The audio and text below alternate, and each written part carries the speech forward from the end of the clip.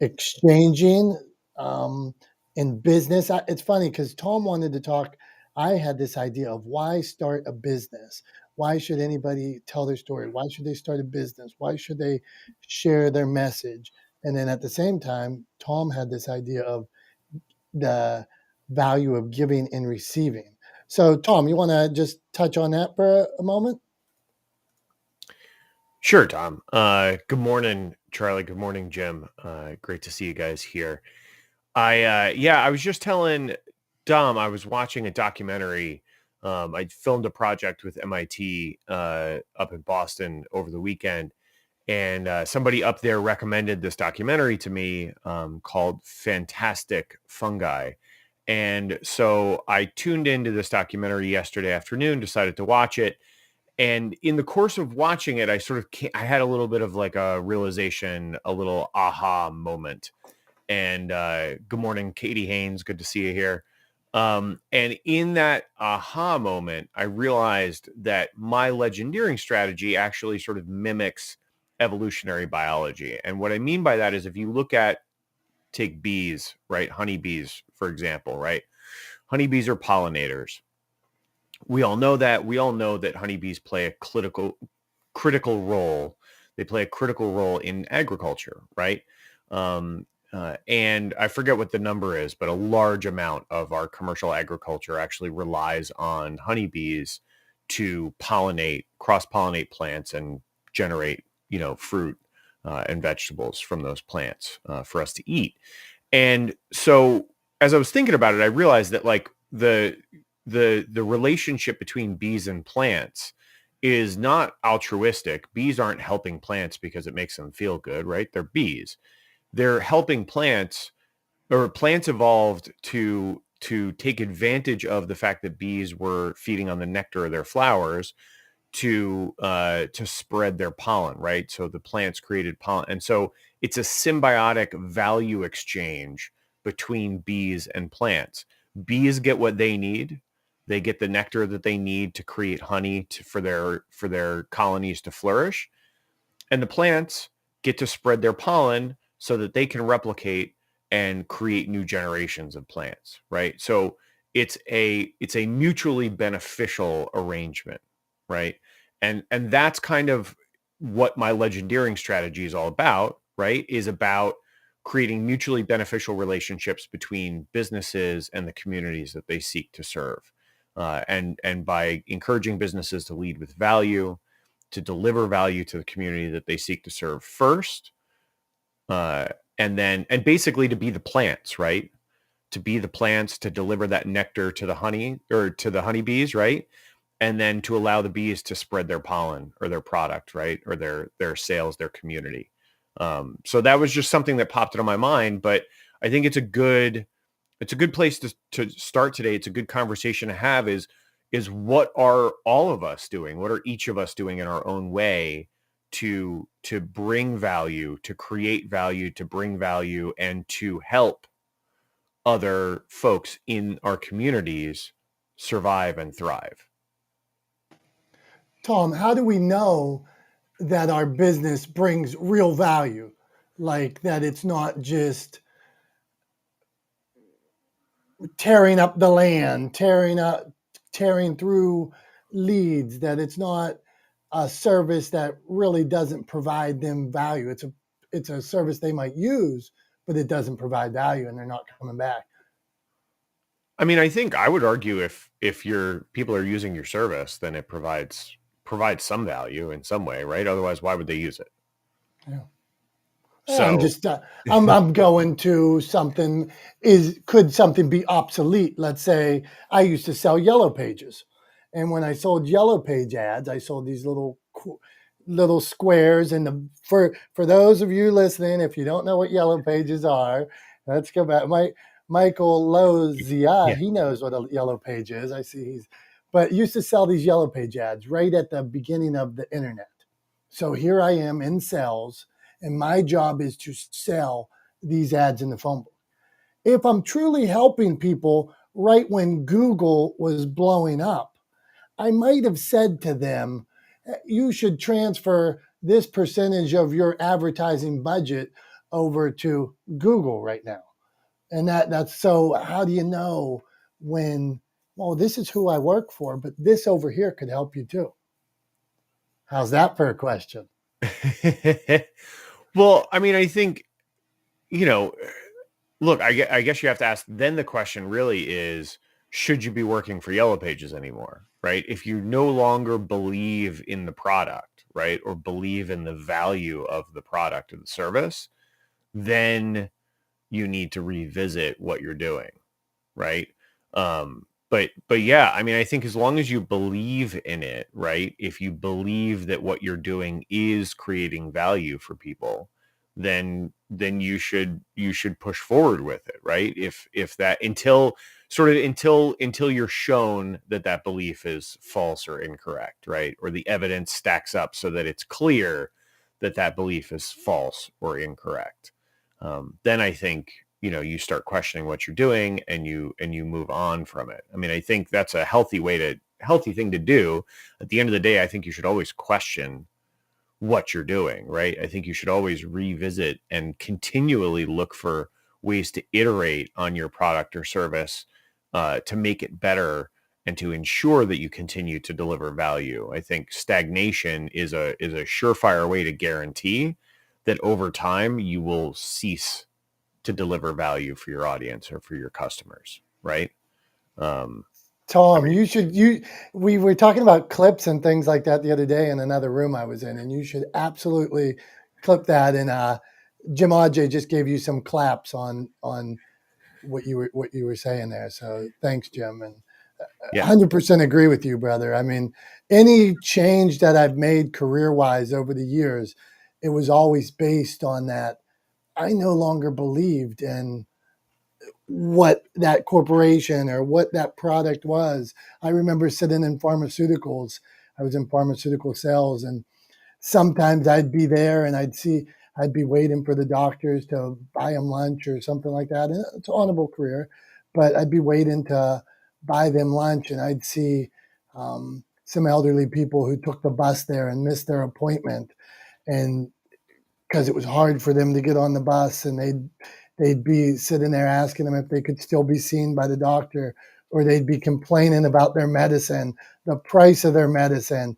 And to me, as a person seeing, well, this doesn't jive here with what's going on. Why is these people are paying too much for their medicine, and here I am selling that kind of medicines, those in buying the doctors these lavish lunches, and it just didn't all add up to me, and I no longer believed in that. Let's meet some new people. We got to meet our Astasia, Jess, our boy Michael, Charlie. Charlie, how do you make sure you are adding value? Charlie, Charlie, you may not know, Charlie ran a highly successful trash company that he started from scratch. And so I guess, Charlie, I heard you say you had thousands of clients, a couple thousand clients. So how did you make sure you were adding value? Ian, good morning, everybody. I believe in my product. I was able to deliver a clean, resourceful way of picking up trash, and I got heavily into recycling before it was even fashionable or the green buzzword was even used in the Midwest. And I believe the bigger I grew, the more value I was able to give to my customers because the cost of hauling trash became lower and lower as I had more and more equipment. Um, Tough business. It's a business that's on demand. I mean, it's incredible. People will complain about the cost of a plumber showing up or an electrician, but to haul trash, people want it gone. And I did an honest day's work for an honest day's pay, and was really proud of that. Today, I'm not focusing on commerce anymore. I'm really looking to carry a message of hope into a book that hopefully I'll release soon. And it just feels nice now to, do a podcast, to do talks, and to not look for a nickel, not look for a dollar, not look for anything, but the hope that someone can take something out of my message. Almost like, when you think about people complain about Facebook, but how many relationships did Mark Zuckerberg allowed to develop or connect on a platform that basically has been free since he started it. So, not have any objectives right now or trying to get a house on the hill and all that stuff. I've done that, been there. Um, it's more of a healing process that I'm in right now where there are thousands and millions of people that have food addictions, they're polysubstance addicted, and I just want to share my story of how I got away from food addiction and I'm sober and the decisions I made. And the most important thing is I found happiness was really right under my feet. It wasn't in a 10,000 square foot house or having a new Ferrari. It was simply redefining what made me happy and getting simplistic and getting, believe it or not, out of anything I can deliver to anybody. What changed my life more than putting down drink, gambling, anything was my food. Today I am sober with my eating and I am conscious because I live in a clear world today that I didn't when I was continually grazing from the time I got up till the time I went to bed. I'm back to my high school weight and it feels great. That completes me. Well done, Charlie, man. Here's a guy following his passion, using what he learned in business to go out and follow his passion and now share his story. So thank you, Charlie, man. Thanks for being here. Appreciate you. Hey, Tom, I am getting to meet Charlie soon. We got it figured out. We both live in Pennsylvania, about 6 hours apart, and we're going to drive about 3 hours. We met in Clubhouse. We met in Clubhouse, and we are taking the Clubhouse relationship. We're going to meet in Penn State. We're going to have lunch. We're going to walk around, and so I would encourage anybody to look left. Producer Jimmy says, look left, look right, Brady Bunch style. She says, try to connect with everybody. So I'd encourage you to do that. Okay, we need to meet. All right, here's what we're going to, this is the room we talk Clubhouse, podcasting, publishing, and social media. We need to meet an expert in the publishing space, sharing it in the storytelling space, really. So we're going to meet Michael and then Anastasia and Jess. So Michael, man, glad you're here today. What's up, brother? Hey, good morning, everybody. I'm doing well. 6:30 here on the Pacific Coast, North. I live on an island in Victoria. Dominic knows where that is. I've been teaching him some Canadian geography lessons. I heard the question earlier, and the question changes. So I'm answering a question I heard earlier about giving value. When I'm booking a one-on-one client, they use my system called Acuity. And I automatically send them a 48-hour follow-up email asking them about their results since they've had their emotion code session. I also tell them that that's coming. And I having a 90% customer, 90% of my clients are replying to that email, telling me their updates and what's happening. And almost everyone is so impressed that I'm asking them for feedback. Because I know that we go to the doctor, the dentist, the hairdresser. Nobody dares follow up in 48 hours, find out how you're doing. So it's a quick little email that I get, and people say, hey, here's what's happening. And so it costs me about a minute per client, and it's been my best strategy for, I think that was the question, adding value. How do I add value? Yeah, I take time to read a quick little email where people are bragging about their results. Boo-hoo, what a hard email to read that is. So that's what Michael, I'm. what do Go you ahead. do? What do you do with the email then? I mean, now that you have this, you have the feedback, whether good or Mhm. bad, and sometimes people get bad feedback and they're like, well, that guy's an idiot. So what do you do when you get good Oh, or it's bad feedback? How do you okay. use Let's it? just say, for example, I'm working with you on sleeping, and we met 48 hours ago online. I did an emotion code session. Your sleeping was a 9 out of 10. You can't sleep at all. And then you email me 48 hours, and you say, and I train them not to say the word better. They have to give me a number. They say, oh, they could say my sleep is better. It's down. Now it's about a 4 out of 10. Before it was bad. From the email, I do another motion code session with them that takes about 30 seconds, identifying more emotions. And I reply to it and said, you'll see another difference tonight. Or if someone, maybe they were drinking coffee or Coke or Pepsi or something, and they might say, hey, I still crave it once in a while. Just from the email, I can do another follow-up session. And people love when I do that. And I tell them that. I said, let me know in your email in 48 hours. And that's how you build customer loyalty, engaging in them. And they like that. They like that little free service. It costs me a minute of my time, but it's really building, long-term clients. Great feedback, brother. If anybody here, and sometimes I don't do my housekeeping accurately enough, so I might get back channeled and say, oh, I didn't do this or I didn't do that.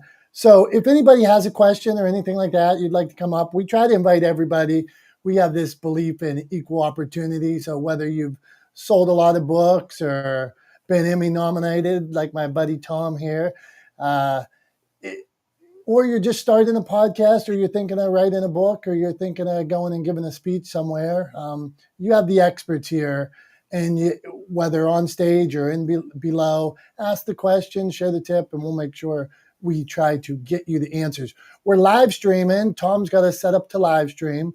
Tom is helping me as well, because last week on our live stream, my internet connection, Tom, I want to touch on this. A lot of people do. We always talk about podcast interviews and being a guest on them. And I've been a guest on probably hundreds at this point, hosted shows and stuff like that. Tell us about connection. Now we're going into the roots here, the weeds, but I want people to understand this. Bad connection, bad audio, bad editing, and any of these storytellings can screw you. I'm saying it. So tell us about bad connection, Tom, and how we can have better connection. Absolutely, Dom. Look, at the end of the day, the worst thing you can do when you are invited to be on a podcast, be part of a live stream, be part of an interview, right? I think one of the worst things you can do is show up unprepared. But I see people do it all the time, right? Is people show up unprepared. So that's, I think, the worst thing you can do. I think that part of being prepared for a virtual appearance is making sure that your internet connection is stable, right? So here's the thing is opening a web page on your internet browser doesn't really tell you the story you need to understand, right? When it comes to whether or not your internet connection is stable. Wi-Fi will always have some hiccups in it, right? It's a radio signal going through walls and floors in your house, depending on how far away you are from your router or your modem, right? And so what happens is that signal gets unstable as it travels distance, as it moves through solid objects, and you end up with glitchy internet, and especially video, because video takes a lot of bandwidth, right? Video takes a lot of bandwidth, and so you need a really stable internet connection. So the best thing you can do to make sure that when you show up for a virtual appearance, people not only are happy to have you on and happy to hear what you have to say, but also want to invite you back, is you always want to hardwire your connection, right? That is, it's not about getting signal boosters for your Wi-Fi. It's not about moving your Wi-Fi router. It's not about get a wire. Go old school, right? Get a wire. It is the way to ensure that your internet connection will be stable. It's what I use here in my home office. It's what I use when I've done live stream events for clients on a professional basis. It's the way to make sure that your internet connection is stable and not glitchy. So make sure when you show up for a virtual appearance, you show up prepared. And part of being prepared is making sure your internet connection is stable. So get a wire, get an Ethernet cable. They are cheap, right? Dom, how much did you spend on that 50-foot cable you're using today? 50 foot, it was pretty big, $35. Yeah. I saw them, Walmart was out, so I had to go two places. Maybe I could have got one cheaper at Walmart, but $35. And I to what Tom's saying is, I've seen glitches at times, and last week we glitched I glitched like crazy on the live stream. It was unacceptable. And then I started thinking, you look at, let's say you're watching CNN or you're watching the news or something like that. Have you ever watched and you see the people hourglassing and things like that? Those are the people that told CNN or those production companies that, oh, I'm hardwired in, and they're really on Wi-Fi, and that's why they're cutting out like that. And where I wanted to go with this, Tom, is here's each of you with such a great story to share. You're trying to share it the best way you can, and now you share it somewhere and it's unusable content. You can't reshare it. The host doesn't even give it to you. The host might not even air it because they're like, wow, this guy wasn't any good. So continue, Yeah. Tom. Yeah, absolutely. Yeah, I think just test it, right? Test it. It's one of those things like, here's a huge pet peeve. I'm just going to air a pet peeve real quick, right? So I was in a business networking meeting. This goes back a couple of months. I was in a business networking meeting, right? We're over 2 years in to holding all these meetings virtually, right? Over 2 years in, and there was a guy who was doing a presentation and he couldn't figure out how to share his screen. And I was so annoyed at this because, first of all, I think it's something he should have known how to do. Like I said, 2 years in to holding all these meetings virtually, he's been on hundreds of virtual meetings. He should know how to do it. And two, he knew he was presenting. That was not a surprise. He should have tested it and made sure he knew how to do it before he wasted everybody's time in the meeting. The other reason I was really annoyed is because I had a certain amount of time that I was allotted for, 60 seconds to give a quick little sort of pitch about my business and what I do. I went over by about 7 seconds, right? So I talked for 67 seconds instead of 60 seconds. And they like shut me down, right? And kind of came down, like brought the hammer down on me for going over by like 7 seconds. We wasted 10 minutes with this guy trying to figure out how to share his screen. So I was very frustrated given the entirety of the circumstance. But like, I think there's no excuse for that, right? If you know you have to give a presentation, you make sure you show up for that presentation prepared. Make sure you know how to share your screen. You test it with someone beforehand. It's like when I talked about creating video content. What do? You get your camera out of your pocket and you start making videos and you test and you practice, right? Because as we learned a few weeks back, practice makes improvement, right? Practice makes improvement. Doesn't make perfect because nobody's perfect, but it makes improvement, right? So like anything else, get your camera out, get on Zoom with a friend, whatever the case may be. If you have a presentation, if you've got an appearance, if you're going to be on somebody's podcast, test your audio in advance, right? Make sure you're prepared going in to deliver an appearance or deliver a presentation. I yield the mic. Thank you, Tom. Hey, I saw Prof T clapping a little bit when you were speaking, so I wanted to hit her and see what her thoughts were on it. And I see it's her birthday too. The Clubhouse birthday. Happy birthday to you. Go on, Prof T. Oh, good morning. Thank you. This is Teresa Augustinelli, otherwise known as Prof T from Philly. My microphone button is really messed up, so I apologize. I was just saying hello and clapping. I'm happy to be here. Thank you for bringing me on the stage. I'm listening and learning as I listen and sharing the page. So thank you for allowing me to be up here.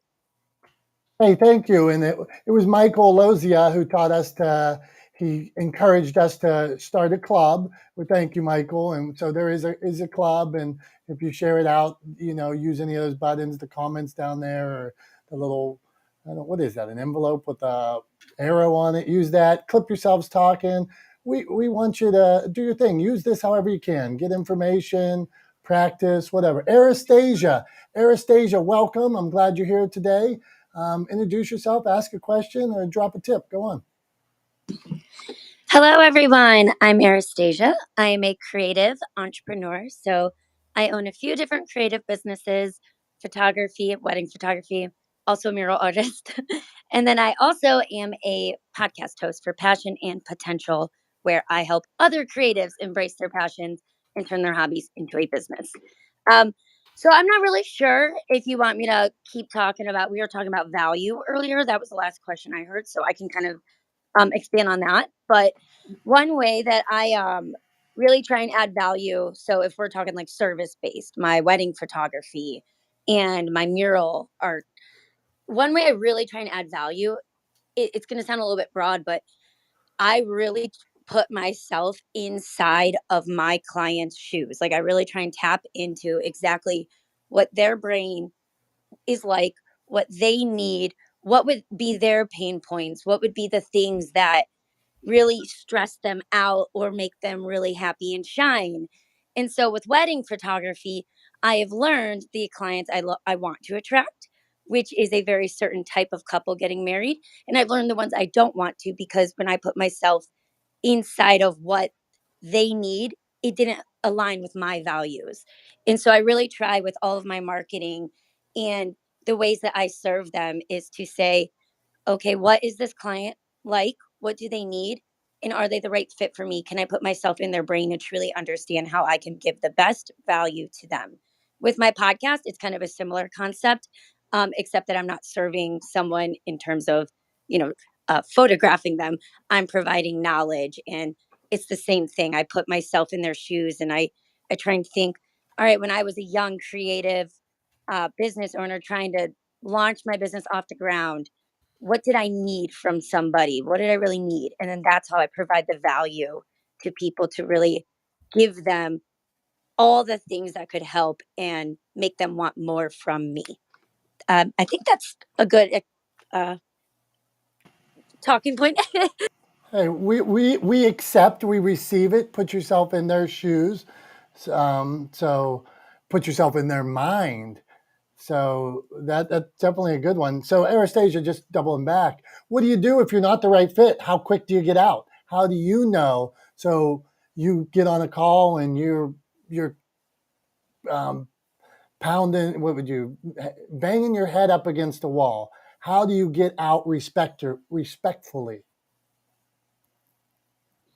That is such a good question. Thank you for asking that.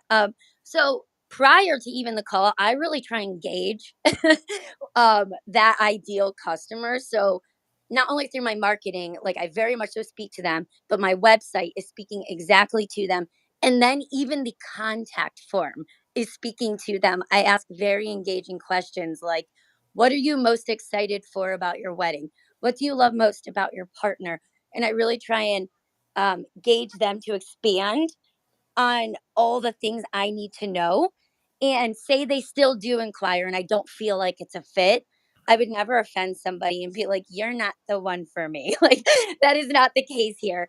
I just will, I'll often just say, I don't think that we're a match, or I don't think I can give you what you need. Even because sometimes people want a different style in photography.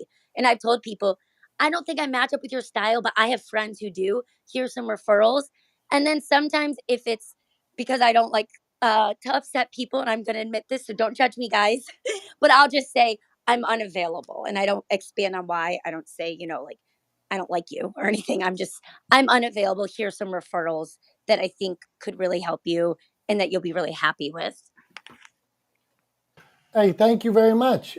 Hey, appreciate it, Tom. We're learning stuff today. Clubhouse, podcasting, publishing, and social media. We do this room every week. Every Wednesday, we're here. We just trying to add value, trying to, we get just as much value from everybody in this room. So selfishly, I bring a notepad a lot of times. One time I wrote down, take notes. It was the dumbest note I have ever written. And I looked back at it and it said, write things down. So dumb. Okay. Jess, what are you up to today? Share a tip, ask a question. Go on. Good morning. Good morning, Tom. Good morning, Dominic. I was in y'all's room, I think it was last week, so I found it really interesting and engaging, very positive community. Um, for me, I guess share. I mean, I do a little of a lot, but sharing value is, our podcast. So our podcast is essentially kind of telling the story of hip hop. but it's the past, the present, and kind of the future. So as you tell the story through seasons, we kind of call them semesters of college almost. Um, we open doors, for independent artists. As well as that's our umbrella company and our subsidiary, which is all encompassing consulting.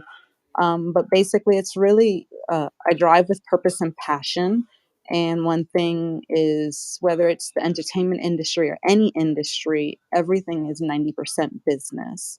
And I'm a firm believer that whatever you invest in your career, you get back twofold. So, I mean, I just live by my values and my integrity.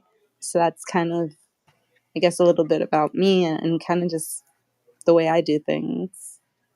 We accept it that what you put out, you're going to work hard, you're going to get things back. A lot of isn't that the way of the world that we should. Now, Tom, give me your thoughts on this, because when I was a restaurateur, I all of a sudden roads went under construction, and now I'm working.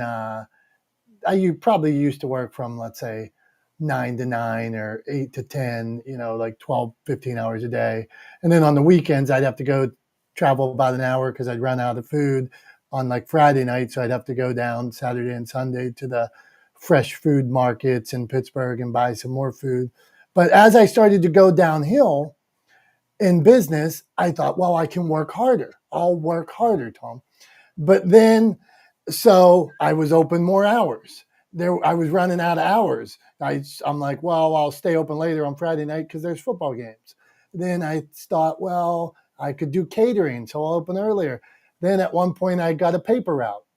I was in my mid 20s, and I delivered 250 papers on a normal day and 300 on the weekend. So I'm thinking, well, I'll just work harder. I'll just work harder. This is what I always learned.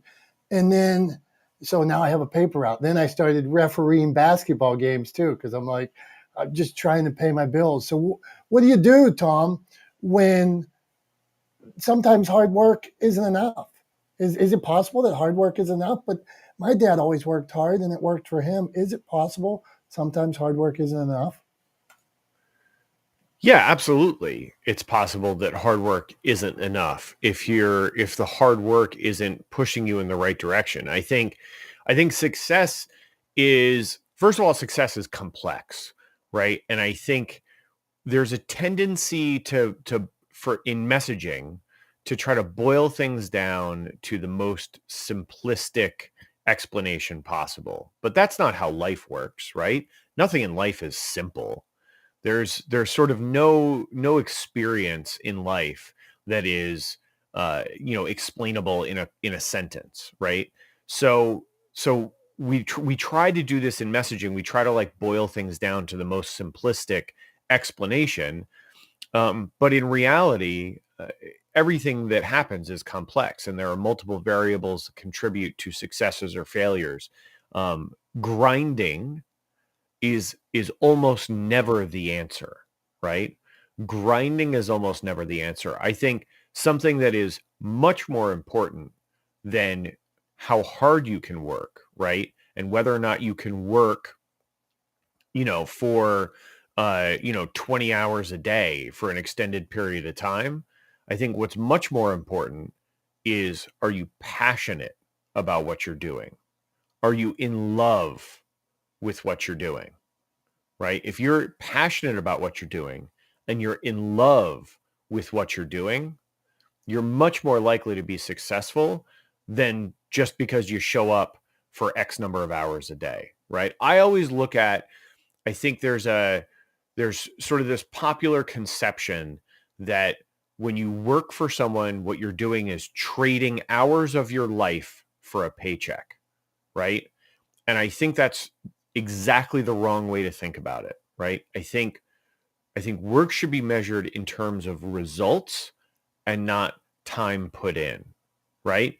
So at the end of the day, what you're trading for that paycheck is the results of your work, not your time, right? And I think that and some businesses are getting on board with this, and businesses that have more flexible hours, and especially now because of the pandemic, I think a lot of people have been kind of forced into this line of thinking. But it seems to be becoming sort of a trend in HR anyway, that it's much more results driven, right, than time driven.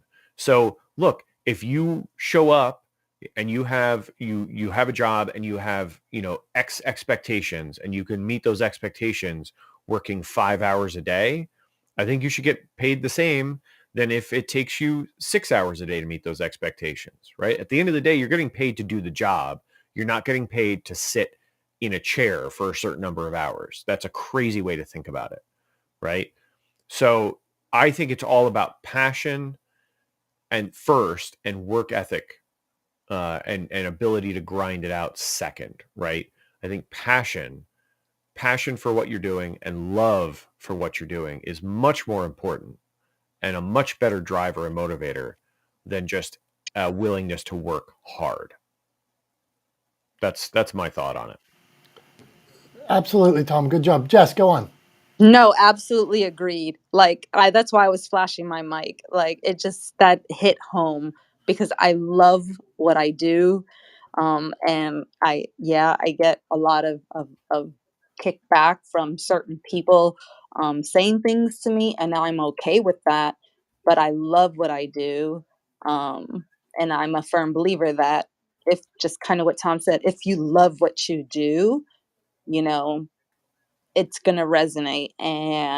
But if kind of like if you're just chasing the quick dollar, it's different. When you love what you do, it resonates with your audience, it resonates just with people around you, you attract good people. And I always believe success is defined by the individual, not by your bank account at the end of the day. But that's my own personal opinion. It just resonated a lot with me. Thank you, Tom. My Thank you, pleasure. Tom. Thank you. Hey, just real quick, if you're in a career or personally doing something where you're following your passion right now, like 'cause some people might be here and saying, "Well, I'm not there yet. I'm going to work." I've been there. Where I was working a 9 to 5 as a means to an end to get where I'm trying to go. But if you're following your passion right now, can we get a little clap? Okay, so we got some passion followers out there. Okay, so that's good news. There we go, double clap. And our Anastasia, what do you want to say? Then we're going to go to Prof T. No, I was just agreeing. My phone cut out, so I apologize if I missed if there was a question. I was just agreeing about following your passions. We'll take it. Okay, Prof T, we're back to you. So you can share a tip about following your passion or adding value. Then we're going to go to LJ. Yes, thank you. So as far as following a passion, yes, and I want to talk real quick. The word grinding, and I use that a word similar to that. I even wrote a book about it. My word is efforting. If you are efforting, and I don't mean working, we're always working. I'm always working. Entrepreneurs are always working. If you're efforting, and I found this, I'm a little bit older, I'm 20 years in the mental health and wellness field. I work with companies. Now that everybody's going back to work, people are going back to brick and mortar. There's an upturn now.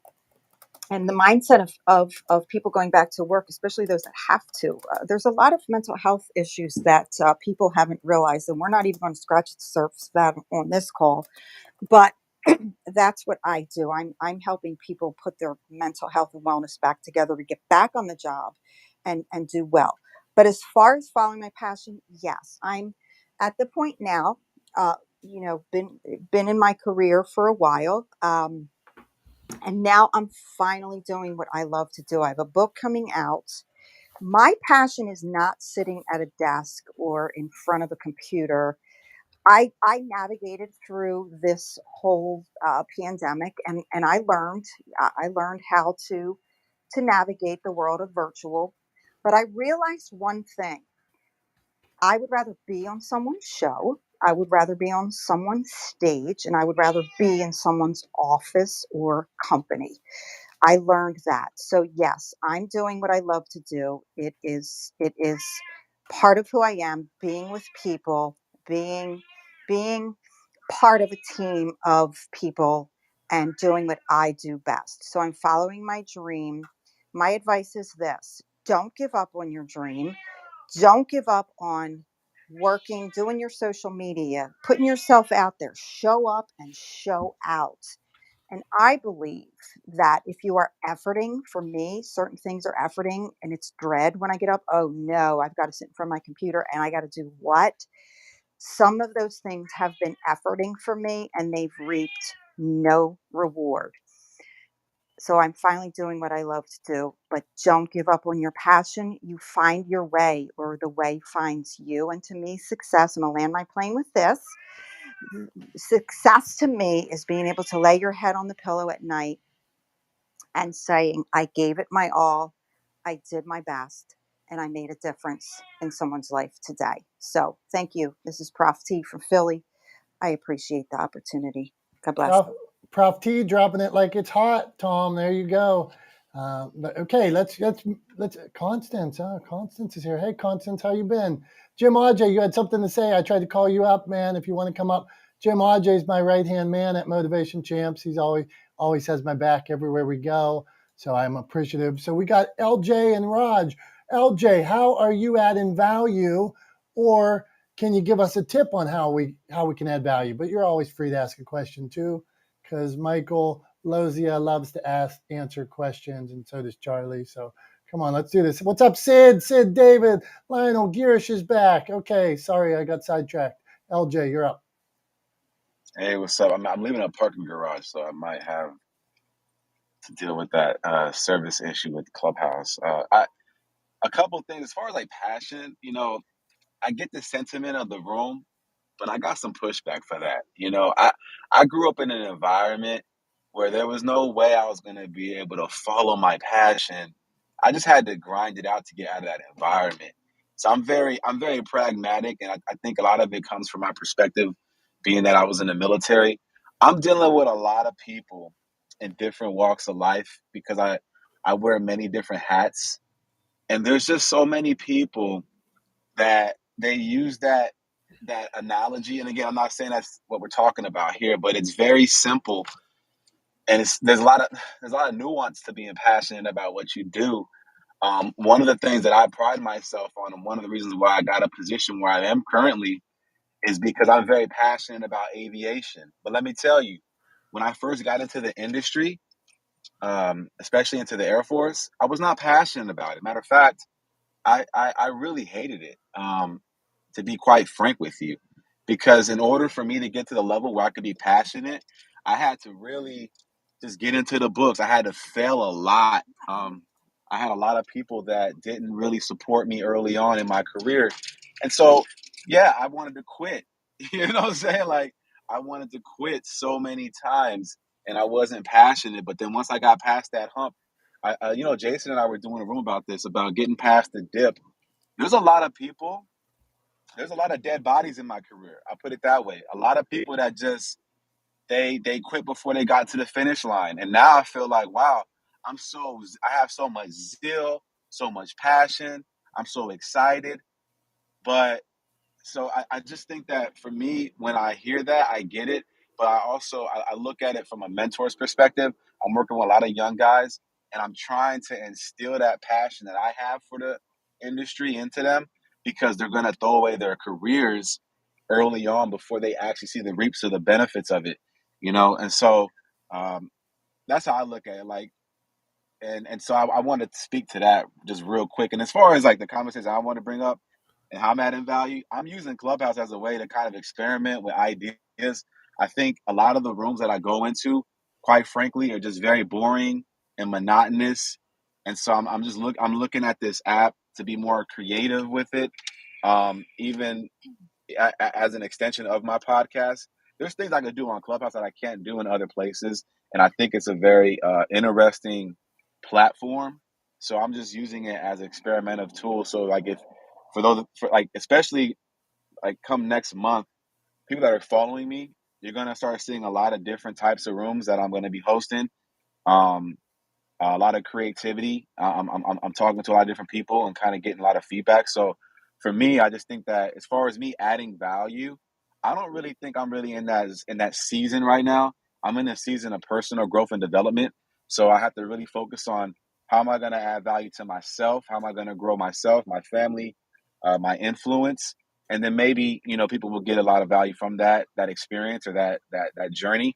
But to be quite frank with you, I'm not really in a space right now where I'm really focused on external motivating factors. It's a lot of internal work.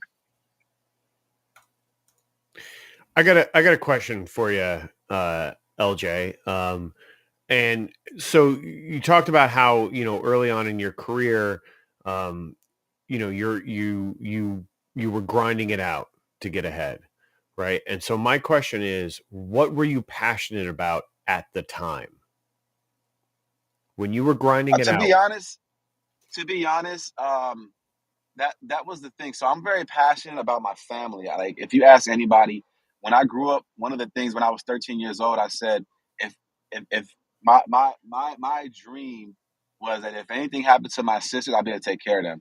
So when I was going through the military, when I was going through all that stuff, that's what I was passionate about. So the things that I was looking at, all the people hating on me or didn't understand why I was just so motivated and I was making them look bad or whatever that stuff was, it didn't really bother me because I want to make, like, even that's still like my North Star is looking out for my sisters and making them proud.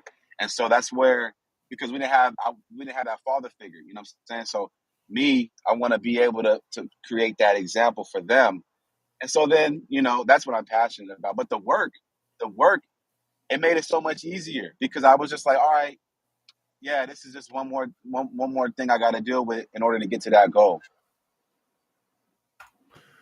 Right, because you're but so that's kind of my point, right? Was that you were passionate about creating a situation, right, or creating a life where you'd be able to be there for your sisters, right, where you'd be able to support your family, whether that's emotionally, financially, whatever the case may be, right? Because you guys didn't have a father figure, right, as you just said. So my point is that passion is a much better motivator to accomplish goals, right, than just straight up grind, right? Grind by itself isn't going to get you where you want to go. You have to find something you're passionate about accomplishing or achieving or doing, and that'll get you where you want to go, right? And so that was kind of the point that I was making, just to Right, highlight that right, for right, you, right. right? Yeah. So yeah, so it's not about it's not even necessarily being passionate about the job. If the job is a means to an end, if the job is how you get to achieve what you're passionate about achieving, cool, right? Like, it's not, you don't have to be passionate about the work that you do. I'm just trying to encourage people to follow their passion more broadly and more generally, right? And I think ultimately in doing that, what you'll be able to do is, because you are sort of paying attention to what you're passionate about and where that's leading you in your life, because you're attuned to that and focused on that, it will eventually open up opportunities for you to follow passions professionally, right?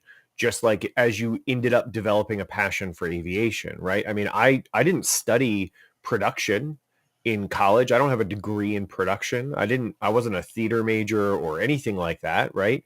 I have a degree in psychology. I ended up getting a job in production and ended up becoming passionate about storytelling and content production, right, through following things that intrigued me, that fascinated me, and taking advantage of opportunities that were presented to me, walking through those doors, right? And so that's what I think is sort of the that's what I hope the takeaway is, right?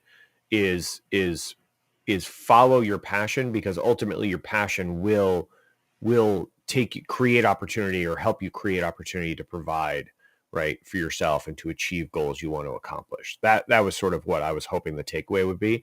And totally understand. I mean, like, look, everybody's free to disagree. If you still don't agree with me, totally cool, right? Everybody's free to disagree. Equal opportunity here. But I just wanted to make sure I clarified the point that I was trying to make. Dom, I know you got something you want to add here. Hey man, fascinating, and thanks for sharing it, LJ. Love the topic, and I'm such a believer in this thought of this. So many people just automatically attribute passion to work. Well, what if my passion is being the best dad I can possibly be? Well, okay, well then maybe you need to make X amount of money, but maybe my vision of it is I want to be a dad who is the rec coach who can line the field. What is it called when they go around and they drag the field? I want to be that guy. So to be that guy, and I'm not saying that's my case, but what an honorable thing if you just said, I want to make sure I never miss a game, that I'm the rec coach because of this is how I didn't have that as a child. So this is what I'm going for. Or maybe so you absolutely win if you have a job that gets you off at 3 o'clock every day so you can go line the fields and pick your kids up and things like that. Or maybe you love fishing.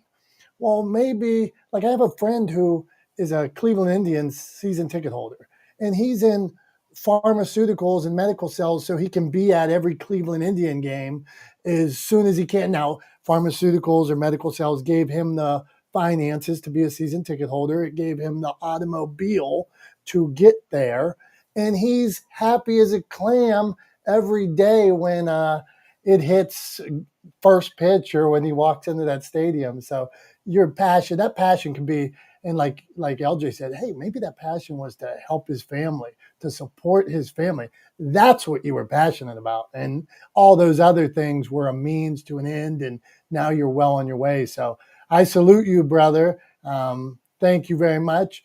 Let's meet. Let's go on. We got to meet. I see Raj. I see Sid. Best dressed David down there. So I don't know. Hold on here. We got Raj and David both rocking coats. So, Raj, what's going on today? How are you sharing that passion? How do we do it? Give us a tip. Ask a question. Go on, Raj. Thank you so much, guys. This room has loads of value in itself. So I just want to say, absolutely amazing, and I commend you all for setting this up. And I just want to say that there's been some really, really great shares here. So it's been a great a great listen. So basically, I think that a passion for one to the next will be different, and everybody has their own individual passion, as you rightly said earlier.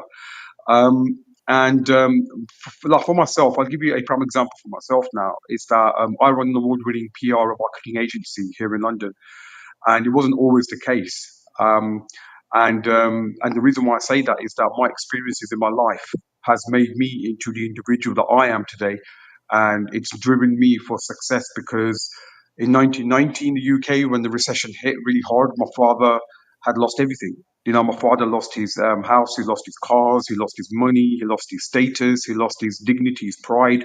So basically, my father was brought to his knees. And the most pressing image that stood still in my head till this day, and I'm talking about nearly 30 years on, was the fact that a guy came from the bank and took the keys away from my dad's house. You know, so what happened was, as I was growing up, I was only a young kid then. As I was growing up, I had this vision that I wanted to give my parents one their dignity and pride back, that which was their home, and then and that led me to basically want to work for myself. You know, don't get me wrong. I mean, I've done the 9 to 5 grind, and I just didn't want to work for somebody else and make them be successful and help them earn the money. So I've done various things. If you look at my Clubhouse bio, I'm a agency owner, so I'm the founder and the director of my own company, and I'm the head of public relations. But I'm also a owner of a record label that helps independent artists gain 100% of income back in their pockets via a return on investment model, you know. And we also help new startups and independent artists as well as businesses that struggle to find an online audience. Now, the reason why I'm doing that is because I know the struggles of running your own business. I know the struggles of not having anything to start your own company. So the way I provide value is that I do my own due diligence and I do my own research. And then what I do is I create content for people to consume and then go away and then see if they can implement those strategies that I put out there. Now, sometimes it comes to like to a point where Some businesses are too busy; they ain't got time, so they employ someone to outsource it. That's fine, and that's something that we do as well. We have a lot of outsourcing services that we have, so you can outsource it to us, and you can say, right, I want social media marketing. Do you do that? Of course we do. Do you do content creation? Yes, we do. So if you check out my Clubhouse bio again, there's a list of services that we actually provide. Now, our core principles are that we help businesses to gain visibility because we believe that it's key to be seen. Now, everybody's fighting for that bit of attention, whether you're on social media, whether you're on Clubhouse, or whether you're on your website, or whether it's offline, like through public relations, like radio, TV, billboards, posters, so whichever way it is, we're all fighting for that attention because we want that customer to spend the money with us. And the way we actually do our value core principles is that we provide free content, we build the trust, and then we ask people to come through our funnel where we have a free 30-minute consultation. Now, this free 30-minute consultation is basically valued at about £250. So we are giving that for free because I want to help businesses succeed, and I want them to basically succeed to a level that where they can be an award-winning company one day, or you could be like an award-winning artist one day, And I think if we can all help each other and if we can all collaborate, partner, and basically sustain each other's businesses as well, I think we will be in a much better place and we will be succeeding greatly. So that's where we are as an agency. Last year we won our first award, and we have so many projects coming this year. I'm involved in the mental health space, so we help like people in the mental health arena, and we're also launching our own YouTube Shorts course. We got a Pinterest guide coming very soon. And we're doing many, many, many other things. I don't want to take up time too much on the stage, but one tip I would So give. give us one Sorry. final, so we make sure we hit it, Yep. keep it rolling here. Yep. So give us, see, because you're a guy out there doing it, making things Mm-hmm. happen, helping other people. What would you give as one tip for people that they're not to your level, they're just starting out, how Mm-hmm. to take the next step? What should they do? I mean, I would firstly say that if you're a new business, a new startup, right, I would say look at your company, look at your business, look at who you're serving, what you're serving, and who your avatar is. Now, an avatar is a fictional character, so I would go as deep as you can, and then look at where your ideal customer is sitting, and then promote your business on that platform. Now, most businesses, I get it that when you're first starting out, it's difficult, but you still need to have a business plan. And part of that business plan, you still got to have capital to run your business, like your running costs. Because if you're going to be opening like any kind of company and you don't have running costs and you're not keeping track of your expenditure and your profits, the loss, then you're going to ultimately fail as a business. So you need to understand the business side of your company or your industry, and you got to look at your competitors and see what makes you stand out, see what makes you different. Why would someone come to you and not go to your competitor? And then look at what kind of content you can provide in your social media, because everybody's on social media to consume content and also to gain that attention on followers. Now, my pro tip of the day would be don't rely on followers, because followers don't get you sales. Followers just give you brand presence. And that's all is there. Vanity numbers don't mean nothing unless you can convert them into customers. So you got to have a funnel in place for that. So there's so many different mechanisms that go into it, Dominic. It's not just one core principle. There's many principles that go behind setting up a business strategy, and it can work from social media to your business, to a mailing list, to public relations services. So they all can be connected, but it just depends how you connect those dots. Raj, man, thanks for all the knowledgeable dude. Make sure you connect with him. Dropped a lot of tips for us there. So even listen back to the replay, catch them, and write them down. Make sure you connect with everybody. Hey, we are going to meet Tom. It's time. We're going the Pied Piper. That's what they call her, because where she goes, people follow. We're going to meet Julie, and then we got to meet my man Sid. I miss Sid. Sid. I love it. Sid's Instagram game. Now he's doing stories and all this kind of stuff. So, Julie, you know what we're talking about? Do your thing. I really don't know. I just joined. I apologize, but I'm so happy to see Dominic and also Tom. I had a great convo with Tom last week, and Sid's amazing. Sid's doing great things. So if you have a very niche business or a niche idea, Sid is your guy. Sid is the guy. What's the question about passion and how we share our passion? Or okay, we can go two ways here. So it's funny because I'm all over the place at all times. Hey, I am who I am. Sorry, guys. So the two things that have me really fired up today is how do we follow our passion in business, in branding, in messaging? My passion is this. Well, let's say me, I love basketball, but I'm not in the business of basketball. But but I love storytelling. Anyway, how do we follow our passion? Or the second question, Julie, how are you adding value? How do we make sure we're not just we're adding value and we're not just pitching, that we're adding value and we're not just involved in a vanity project where we want our picture on the cover of our book because we just want to have a picture on the cover of a book. So there's your questions, Julie. Oh my God, you're sparking my ADHD now because I have so many answers. That's why we get along. Go. Maybe they're not answers, but things to think about. And I totally agree with Raj that, social media is a vanity project. And I love Tom once said, having your social media is like hanging the sign outside your brick and mortar door. You got to have it. It just lets people know about you, but it doesn't create that engagement. It is all about engagement.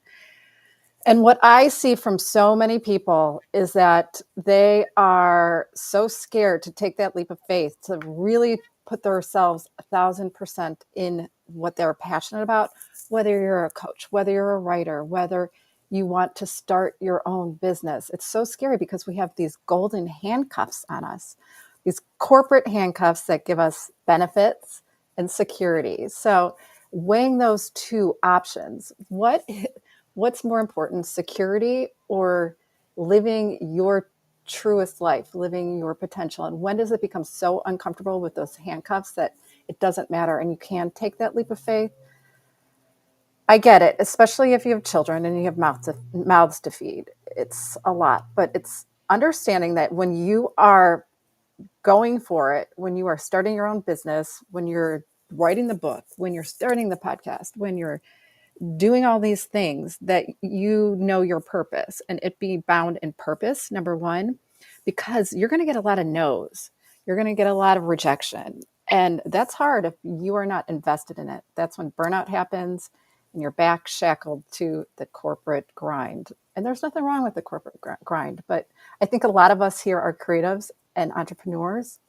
And it's scary. Surround yourself with people that are a couple steps ahead of you as well. So maybe that answered your question. I'm not sure, but thanks, Dom and Tom. Appreciate this. Absolutely. You're on fire, Julie. We appreciate you. Make sure you connect with Julie. I've had calls with Julie, and actually we're having a call later today. And she's like our buddy Ben Courier that just always add in value. Like I'm going to go to Sid. I'm coming to you second. I'm going to Jimmy first, ladies first here. But I was in a room yesterday, a sales room. Sales Made Simple, a Tuesday room. Harry Spade and Chris Michelle do it. And producer Jimmy came in and added so much value. Producer Jimmy, you should go back and listen to the replay. One, I think everybody in the room has an absolute crush on her now because she just came in. She's like, I got to go. But Girl crushes.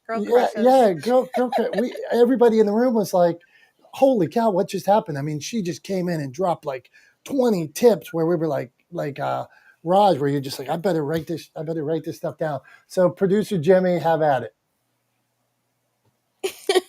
Wow, I do need to go listen to that replay, Dominic. Thank you for the heads up. I appreciate it. You're always so warm and welcoming.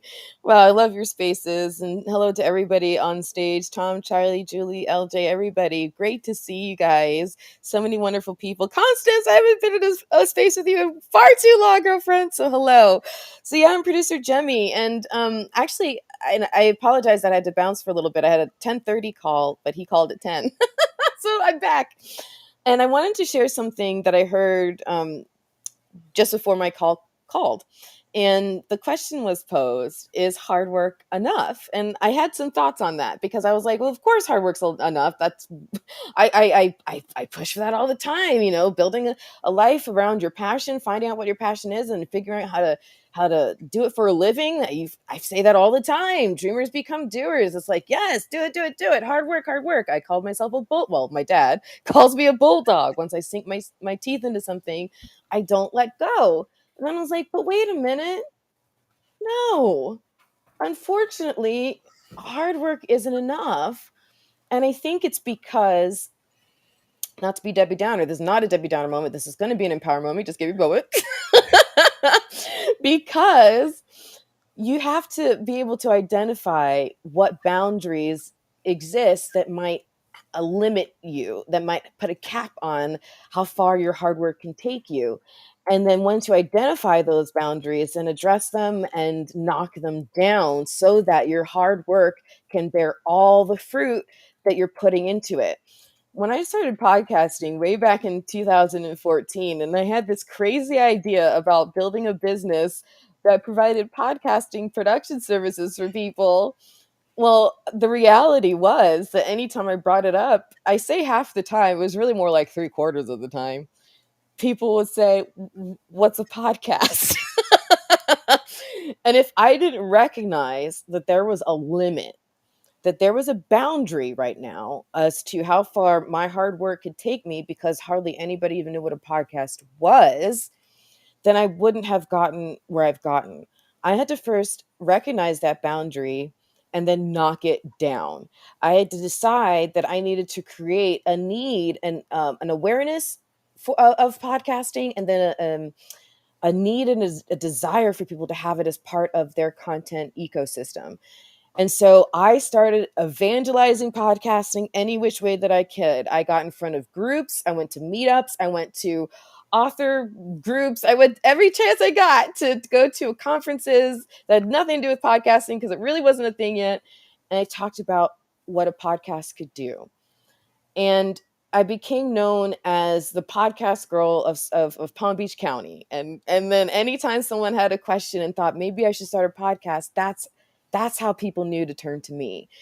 If I hadn't recognized that limitation, I wouldn't have had as far of opportunity to go. Now, of course, podcasting grew not solely because of me. I'm not that big headed. It was going to happen anyway. But I had to initiate the spark in my local space in order to have the opportunity, in order to have people know that they needed my services so that my hard work could actually have an opportunity to pay off. So recognize the limitations that might exist and then figure out how to knock those limitations to the ground. I'm complete. Producer Jimmy, excellent stuff. I have a question for you. I hate, damn it. That's something you're not supposed to say. You're just supposed to ask the question. Pet peeve alert. So just ask the question. Do not say, I have to ask you the question.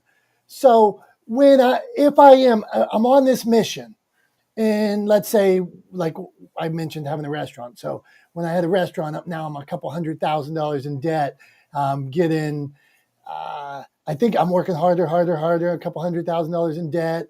The IRS is saying I owe money. These people are saying I owe money. Is there a point where you've went too far, or is there a point where you have to reevaluate and say, this podcast thing isn't for me, or whatever that is? Is that part of the process too?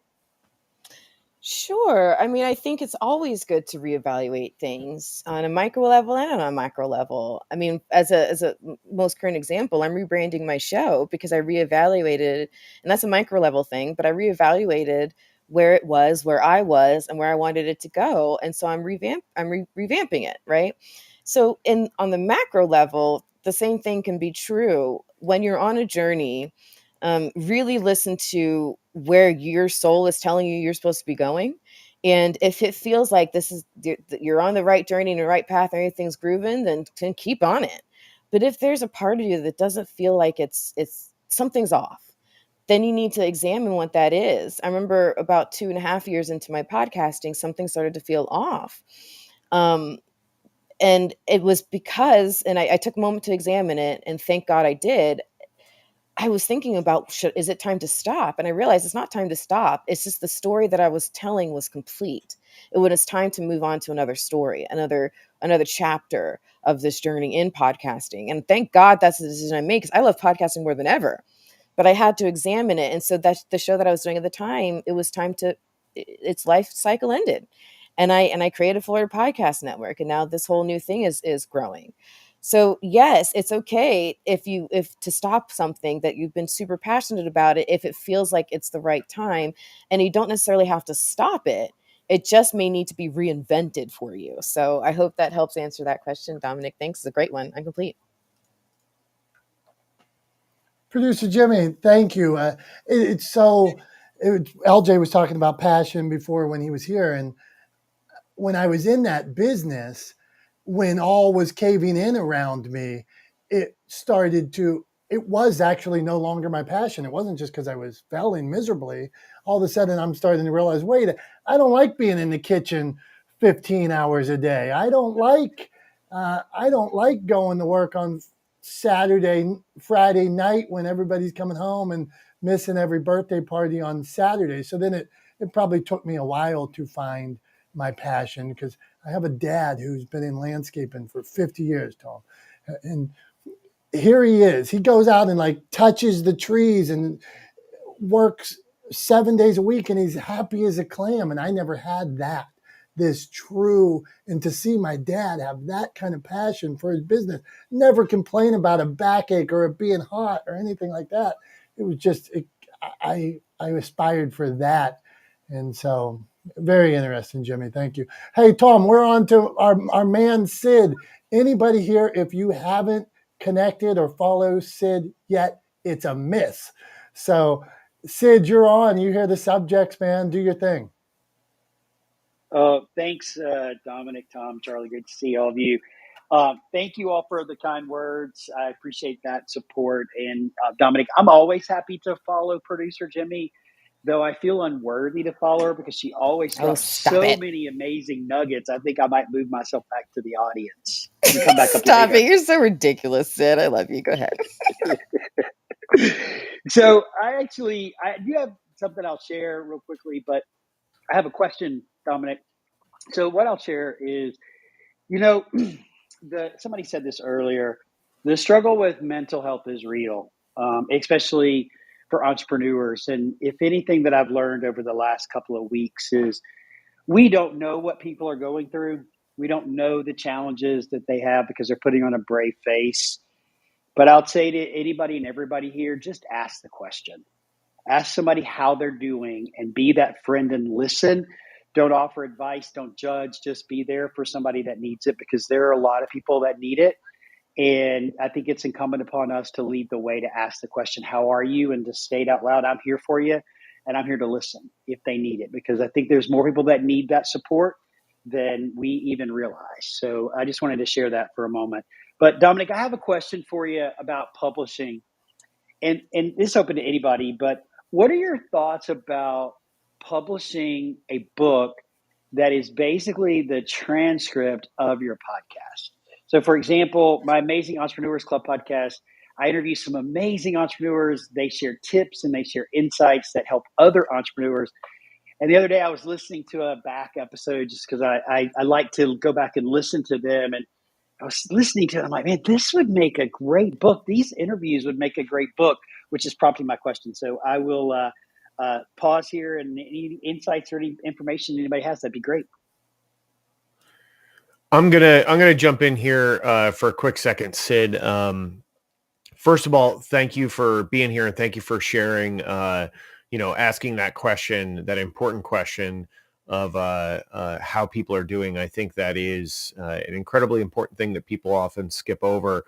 I know that I go into all of my connection calls with the goal of learning about the other person and offering to provide value to them, to their business, to their network, to their audience. That's always my goal going into a call. And I think similarly aligned with what you're talking about in terms of, asking people how they're doing and really being there to help others, I think is an important thing. At the end of the day, it's like that old saying goes, a rising tide lifts all boats, right? And if we're all working together to provide support to each other, we have a much better chance of succeeding than if we all try to do it on our own on an island. So yeah, 100% agree with you on that. Dominic did pop away for a second. So in the meantime, I just wanted to throw in here that, I think what you're talking about from my perspective, I'm not a publisher, but I am a content creator, and I'm in the production space. I think there's two things. One, those interviews are a great opportunity to use those for, repackaged and repurposed content across platform. And yeah, I mean, personally, I don't see why that can't extend to the publishing world. For sure it could become blog content, but I don't know. It maybe could become a book too. Dom, what do you think? Okay, so the question is, I missed a little bit, but I love this subject. So this is, can I use interviews as a book? Is that where we're going here?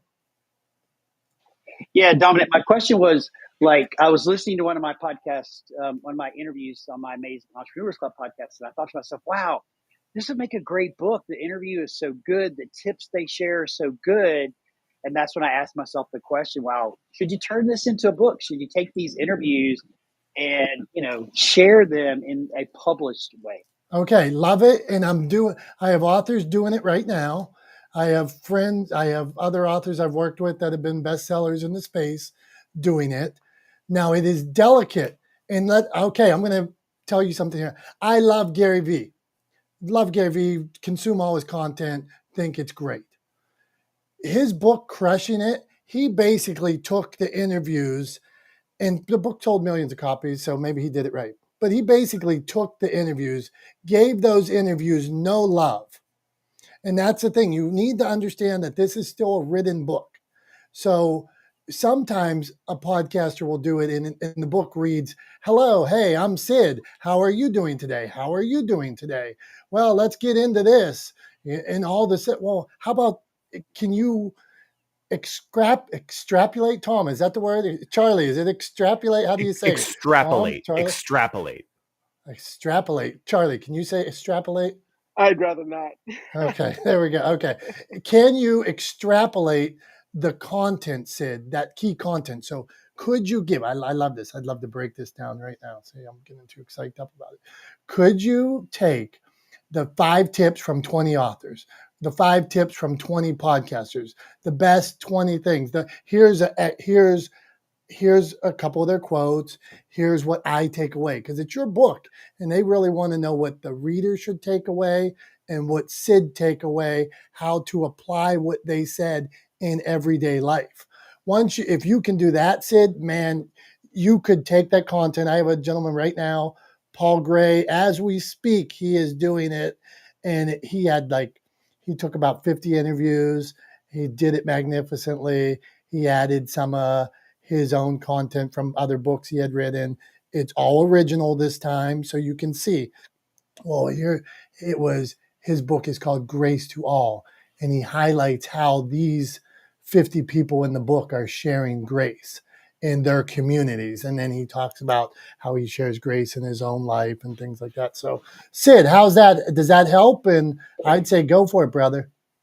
Oh yeah, it gave me lots of ideas and not what I was thinking, but I love the approach to it, Dominic. And I think that trying to tie it all together, like I ask the same questions in every episode, like what advice would you give to aspiring entrepreneurs? What are 3 things that you think make a successful entrepreneur? And then what are 3 tips that you would give to help other entrepreneurs along their journey? So I think there's definitely a way to tell the story, but also spotlight the guest and kind of in their own words write a bio about them so that people know who they are and know how to find them. So yeah, lots of good ideas. I'm going to add it to my list.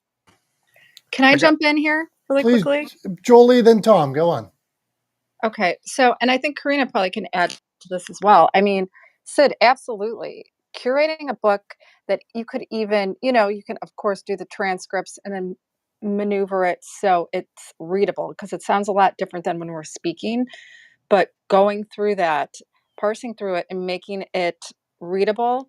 And also, I think, having the guests add contributions to it, that will help you out a lot. And it could be a coffee table book. It can be a reference book, but you are serving entrepreneurs, number one, but maybe it speaks to the way you've approached your vision of podcasting through a super niche industry. I don't know. That's my thought, but absolutely, just start doing it.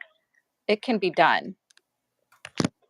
Right. And what I would jump in here and say, and thanks, What- Jules, for calling me out. I'm walking my dog in Sunday school. Well, not in that order, but I just wanted to share that one of the things I'm currently working to do is actually take my podcast and boil them down to their core essentials to then publish on Medium, so that I'm really hitting the same topic, but in a more condensed way.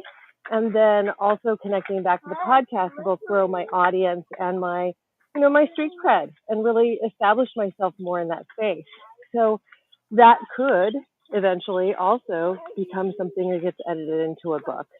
So I think you have to do more work. You can't just publish a transcript, of course, and really think about what the core essentials are of what you learned from that show or what you covered in that show. Thanks so much. I'm Karina and I'm done. Hey, Tom, we're going to go to Tom here. I want to say, and I'm against publishing it straight as is. You hear, I'm very passionate about that. But I do have a friend I worked with that had a bestseller doing it, and I see he's at Barnes and Noble all the time. So I'm a purist when it comes to books. I read Gatsby and Red Badge of Courage and stuff. So I want a little more TLC there. But go on, Tom. Yeah, I mean, I think here's what my advice would be, right? I'm not a publisher, like I said, but I am a storyteller, right?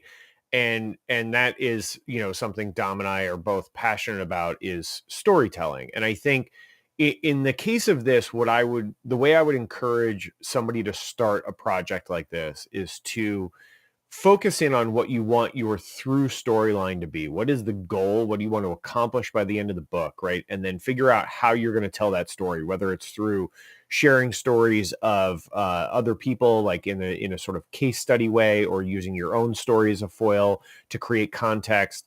Figure out what the goal is, figure out how you're going to tell the story that gets you to that goal, and then use excerpts from the podcast, from the transcripts to support that story along the way, right? And if it's all sort of aligned on your mission, then I think those things will fall together pretty easily for you, and you'll be able to find excerpts and find pieces of the transcripts that will support that story along the way and help you illustrate points for the reader. But I personally think the best way to approach creating a project like this is to figure out the story arc first, start with the story arc, and then figure out how to support it using within that context, using the content that you have at your disposal, using those transcripts. That's my advice. And if I could share one more thought for Sid very briefly, I always try to think about things from the end user's perspective. And so, Sid, just keep in mind that someone who's reading a book is a different type of consumer than somebody who's listening to a podcast. So it could be really beneficial for you to think through what are they really looking for and expecting when they pick up a book to read it. I think when you're picking up a podcast, you're not necessarily looking for all the answers to everything, because you're just listening to you're listening to one episode. But with a book, it's meant to be a much more complete offering. So just keep that in mind. When you're translating things from a podcast into a book, make sure that it feels like a complete offering that people can take action on complete. Speaking of complete. Those are great tips, and I appreciate everybody that weighed in. That gives me a lot of ideas and something to work with as I kind of think this through. It's not anything that's at the top of my list at the moment. It's just one of those creative thoughts that I had. And I hate to do this, Dominic, but I have to go. I have somebody waiting on me to call them back. So I appreciate being here and have the opportunity to hang out with all of you guys. Hey, Sid, we appreciate you. Do me a favor. Get on. So let's mess with Sid today. Follow him on Instagram. And Sid posts food from time to time. Go on and comment on some of the food that Sid is posting on his pictures. That's how we're going to mess with you for leaving, Sid. I appreciate that. You guys have an amazing day, okay? Thanks for being in our room, Sid. Appreciate it, man. Tom, okay, let's reset here. Okay, Clubhouse, podcasting, publishing, and social media. For anybody, we're live streaming today. We're in this room. We talk about all these things, and you see, we'll go anywhere on it. We talked from your wireless connections to publishing books to our whys and following your passion. So we've been all over the place today, and we're appreciative of everybody who stops by, and you guys make this room what it is. So we ready to keep on trucking, Tom? What do you think? Yeah, I think so, man. Let's keep this thing moving. Let's keep it Okay, moving on down so the road. we had the two best dressed. There's three best dressed in a row. We had Raj, David. Man, what's new today? You hear the topic? Ask a question. Drop a tip. Go on. Hey, what's going on, everybody? Hope you're having a good Thursday here. Well, it's been really great to hear the different avenues of passion and all that, and um, I suppose the one thing that I can add to that is that finding like communities to kind of fuel it, and I'm very grateful to join in on Clubhouse because I'm real. Like I said, I've said it before in other rooms as well. It's that I'm relatively new, so it's kind of cool to be with like my passions like in photography. It's my side thing that I do, but it's been great to be able to connect with other photographers and people that are into podcasting and stuff, and just finding those communities to stay on it and go after those things that I'm really interested in. So it's been cool. It's been really great to hear people's stories and how they're much further in those endeavors. So it adds that what's the word? I lost my train. But no, but it's been great to have that motivation, right? To see people further ahead and go after those things. But that's all I got for now. David, man, thanks for being here, and I appreciate that. It's great to be in a space where you can see somebody. Hey, that person's doing it, or that person's considering doing it. I'm considering doing it too, or that person's done it. Why not? Why not? Why not me?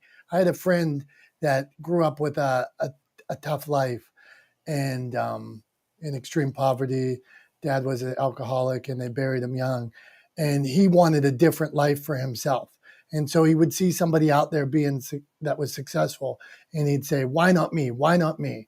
And so why not you, man? Hey, Charlie, back to Charlie real quick. I just wanted to hit him on Charlie.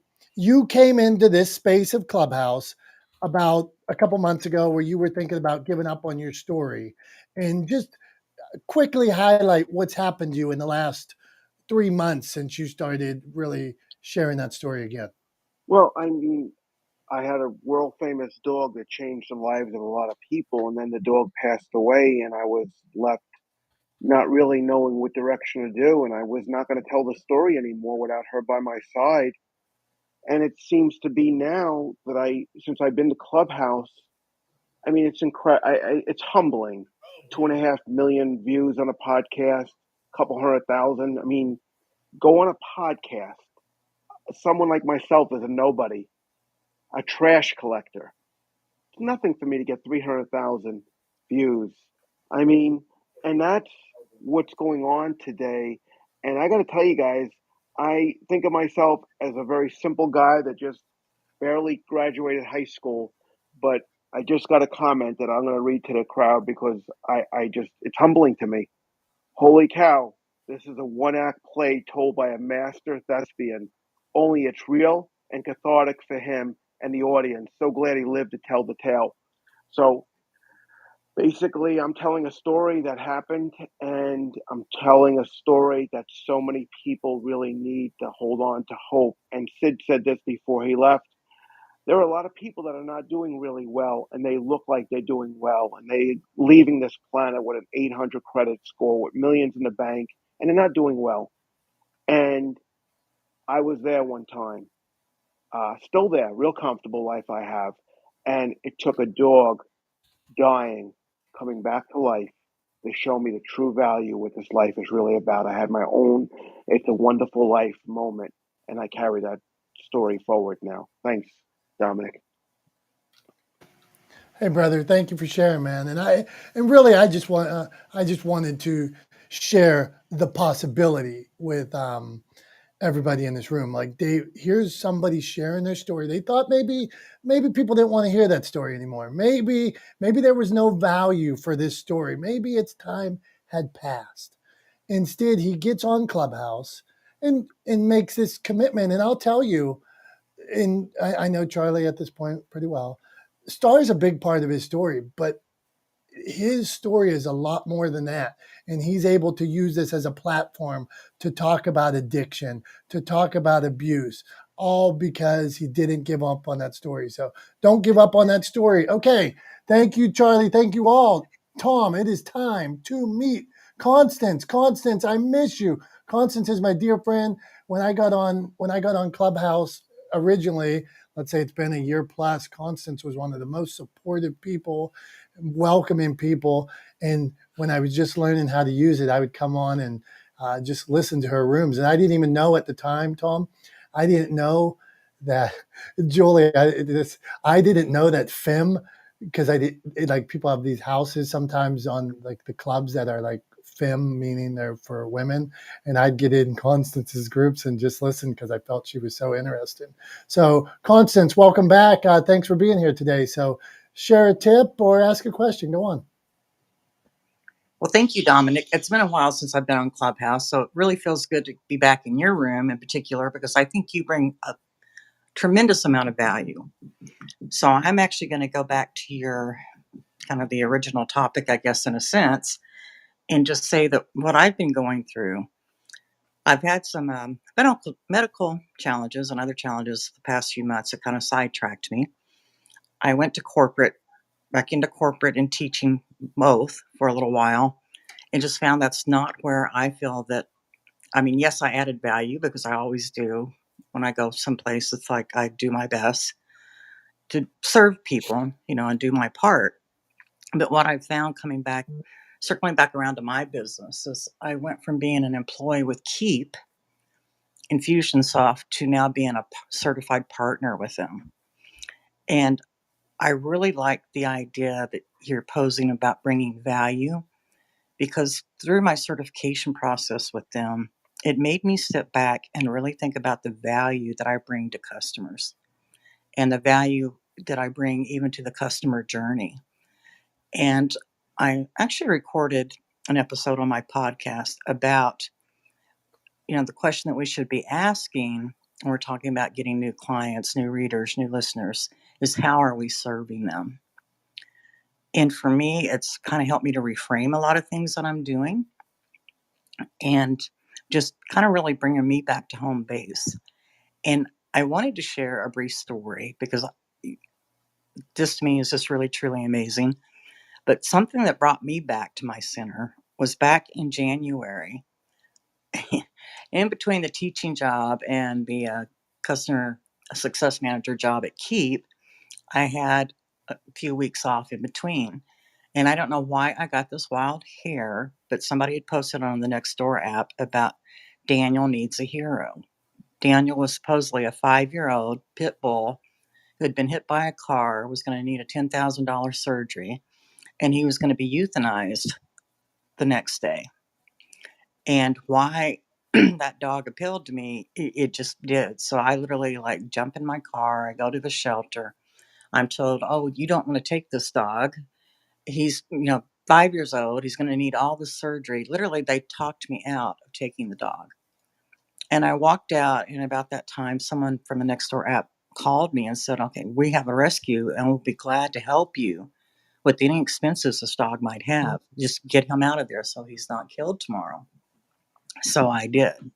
I went back, I got him, changed his name to Dex. The second day, there was an altercation between he and my little dog. Little dog didn't come out of it too well. She had to have quite a bit of veterinarian care, including cold laser therapy that worked miraculously. But this dog, Dex, I changed his name from Daniel to Dex, turned out to be a 2-year-old pit bull with a minor hip fracture, who is not going to need all this work. But the reason I bring the story up was my passion to help and rescue. This dog has turned my life around. It's like getting on a schedule just because I realize, For me, it was like really getting on a schedule, being committed. I put him in training. I'm also training him as well. And he's turned out to be such a wonderful dog, but he's been such an influence on my life because even though I have other animals, this one just maybe because I realized, that I literally saved this dog from dying. And I use that a little bit in my stories now because I feel like it brings value in the sense that, and it goes back to what you talked about with the passion. I have a passion for animals. I have a passion for people. I have a passion for helping. And I get very frustrated when I can't help. So I think that's the message that I want to put out there, that like if you look at your business, you look at your life, I think it really does boil down to how do you serve?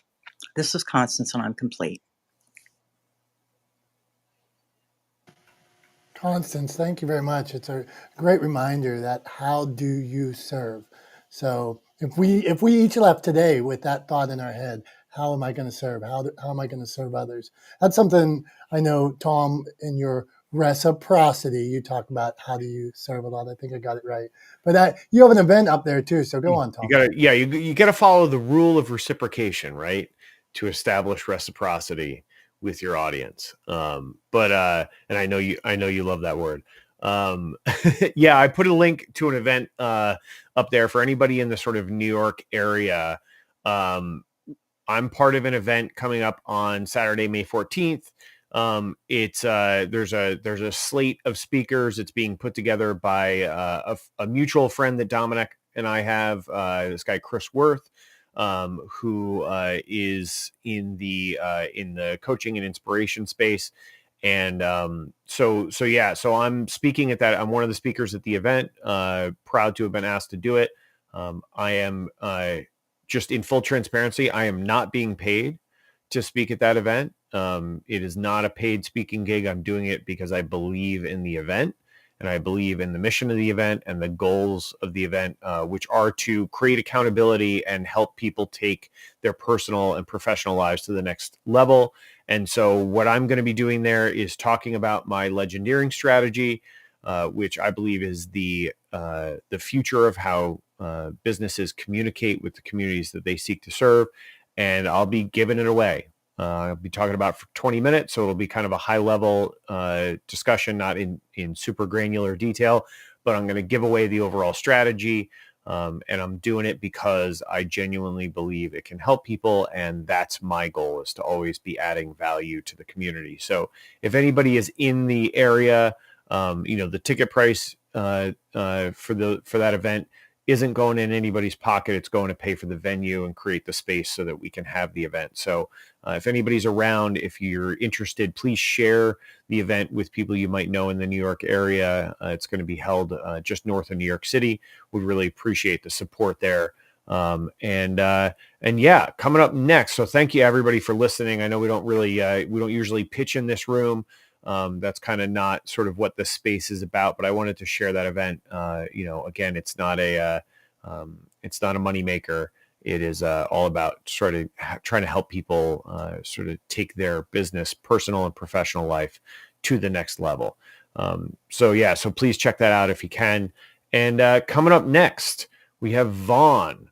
Vaughn, let me pull up. I haven't followed you yet. Vaughn is the voice brander, according to his profile here in Clubhouse. So Vaughn, why don't you drop a tip, share some knowledge, ask a question? As Dom likes to say, the floor is yours, my friend. Sure. Thanks, Tom. Thanks for having me on. And I'm loving this topic. And it's been a little bit since I've been back in the room with Dominic. But I Hey, hearing hold earlier, I on. think. Let me give Vaughn some props. Vaughn hosts a show called the Caregivers Jar. Caregivers Give. There's Caregivers Care Jar. Yes. Caregivers Care Jar. I knew there was one extra word. And really digs into, and I just want to sidebar.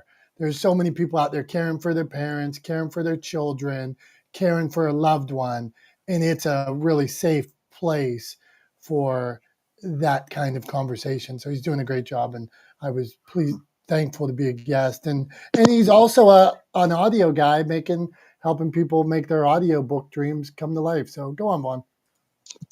Thanks, Dominic. Yeah, appreciate it. You know what?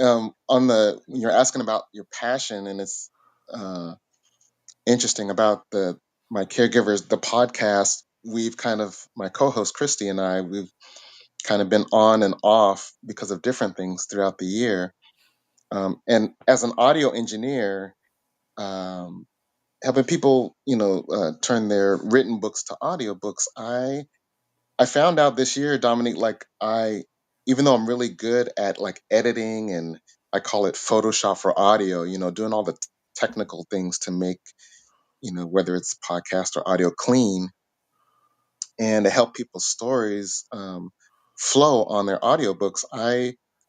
But I've learned that even though I'm good at that it used to be my passion when I was like the technician only and be able to do that. But now my love is and my passion is really like you, like hearing people's stories and being able to get people to either speak their stories, whether it's through audiobooks or on the podcast about their journeys to help other people. My passion that I've learned, even though passing through the editing was I was passionate about editing because I love it and I love to do it, or I did. But really, my love is to help people um, get their stories out there on these mediums so other people can not only enjoy, but they can be encouraged by it, they can be uplifted. So now I changed from technician to CEO and to be influencer. Um, one of my I have two word purposes for myself personally. One is I exist to serve by facilitating discovery is my two-word thing. I facilitate discovery with people. And then the second one is I exist to serve to awaken worth in people. And for my business, it's we exist to serve to disseminate influence. So meaning we basically capture, polish, record or polish and distribute, audio through audio. And it's I can't be the technician in hours and hours and hours in the studio editing. That takes away from my biggest impact and influence about like being on like Clubhouse and meeting people or being a guest on podcasts or having people guest on my podcast, sharing those stories and getting those distributed. So I'm learning and actually expanding or changing to uh, let my business hire more technicians, hire more people that can help on all the admin and the technical stuff, so that I can have more time to be more of an impact, to be a speaker. I'm writing a book myself called Your Voice Journey, um, sharing about getting your voice. You've talked to thousands of people up to this point. Who else are you going to impact? That's what the story's about. Using our voices, why we someone spoke into us years ago, and it's changed the trajectory of our life, and they may not even be around anymore, but the things that we say leave such an impact, and it also leaves legacy. So I'm changing from my passion of being a technician and loving the success of that, but expanding my impact to be passionate about hearing the stories when like your story, Dominic, and when we had you on the podcast, about whether it's caregiving and everybody's journey on that or their journeys of whatever it may be, but being able to be instrumental and a conduit to do that. So that's my passion. I'm glad that I was able to pop in and on this topic because it's helping me solidify what I'm transforming to right now to be more of an impact. So I my name love is this Vaughn. idea, Vaughn. I love this idea you hit on there of that there may be things sometimes if you get out of the weeds on subject something where you may have started as the technician, but Vaughn is this great voice and communicator and things like that. So for him to impact the most people at this point, maybe he can't be the one doing 100% of all the work. I remember I tried to format an ebook one time. Now I have people that format ebooks and the interiors of books and the draw the covers and different editors and all that stuff. I spent, I'm telling you, 40 hours trying to format the interior of an ebook. I had no idea what I was doing. And when it was done, it looked almost as bad as probably the first day. It looked like a kindergartner could have done it. And it was definitely not the best use of my time. And I think if we all start to understand, or it's a learning process, right, Vaughn? Figuring Yeah. out what space. Hey, we're going to meet Rev here, Vaughn, but would you tell us the analogy of pouring from the saucer? I love my motivation. I need more motivation in my life.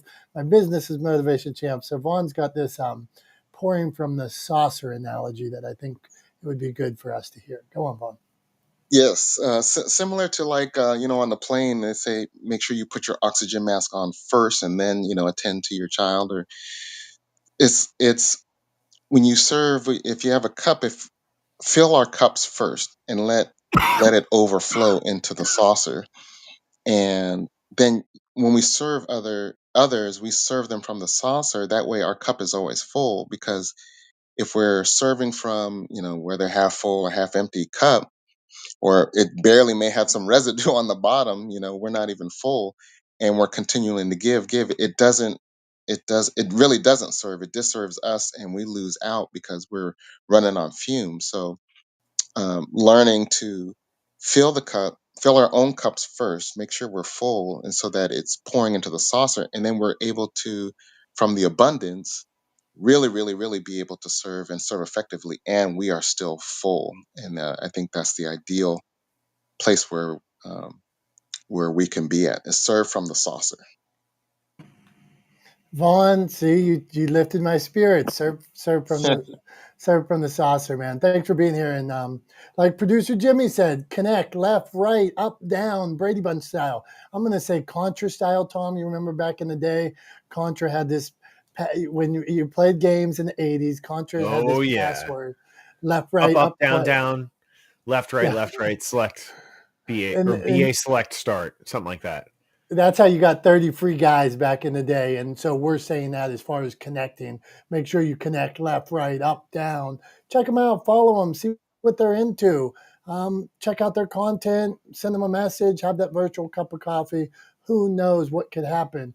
Leslie, Rev, the nurse. I wish I had a bio like that. Mine just says like my name because she's doing so many things. So share a tip, ask a question. Go on. Oh, hey, how are you doing? So you know what? I'm actually gonna pass this morning but I do want to make a comment, Vaughn. I loved what you were saying, and it is true. Like I try to tell people, like you have to be selfish before you're selfless, and that is actually the only way to be healthily selfless is to be selfish first and fill your own cup and get to a place where you can give without effort. That does just pour out. Um, And so that's basically all I wanted to say this morning. But thank you all very much. I love this room. Thank you, Julie, for sharing. And yeah, that's it. I'm complete this Hey, morning. we appreciate you. Thank you. We appreciate you.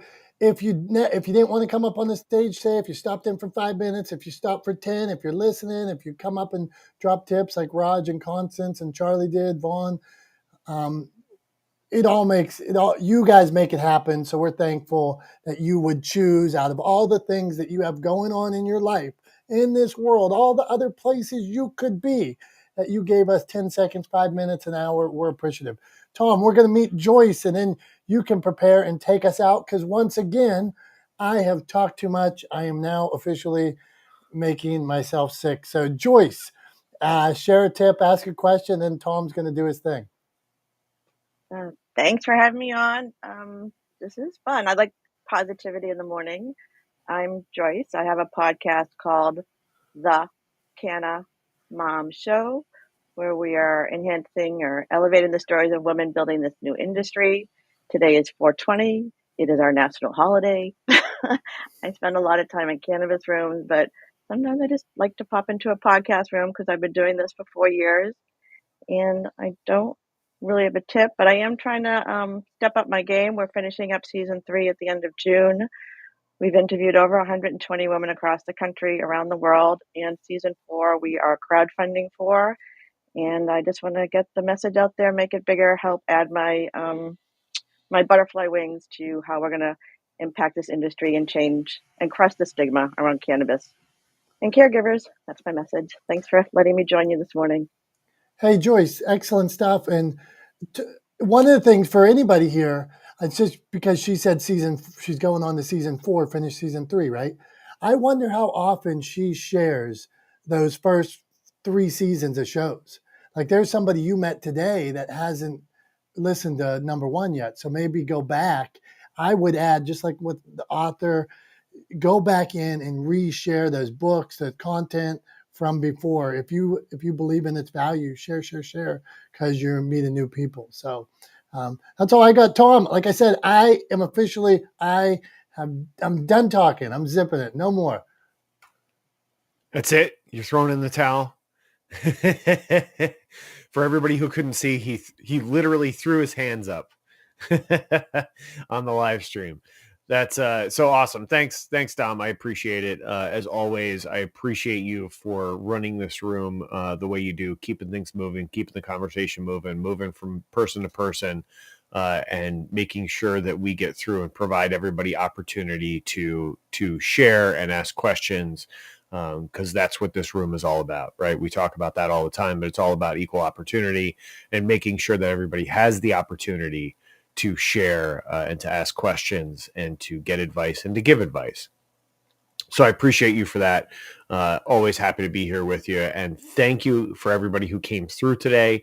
Had about 120 people come through here today. So thank you, everybody who came through. Thank you, everybody who's here till the end. Really appreciate you.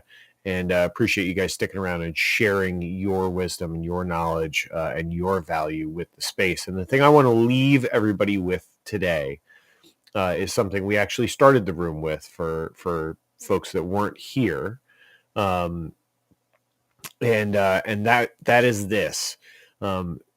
Thinking about the way we interact with each other, tying knowledge to, tying that knowledge to the sort of natural world.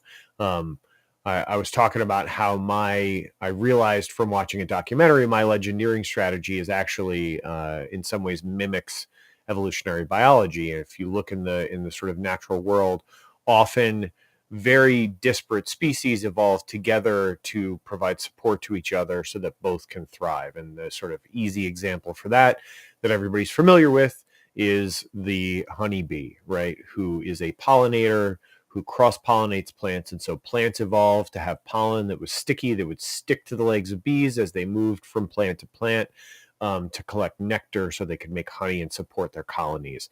And so my question to everybody here is, or the thing I want to leave everybody with today is, what are you doing in your life, personal or professional?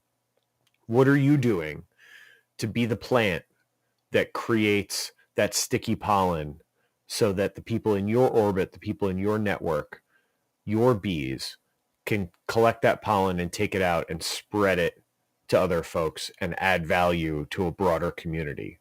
What are you doing to add value? That's what I want to leave everybody with today. It's something I work towards every day, and I would encourage everybody else to do the same. So that's all I got. We're going to go ahead and close it out now. Thank you again for everybody coming through. We'll do a quick countdown. We'll do 3, 2, 1. We'll see you next week. Bye, everybody.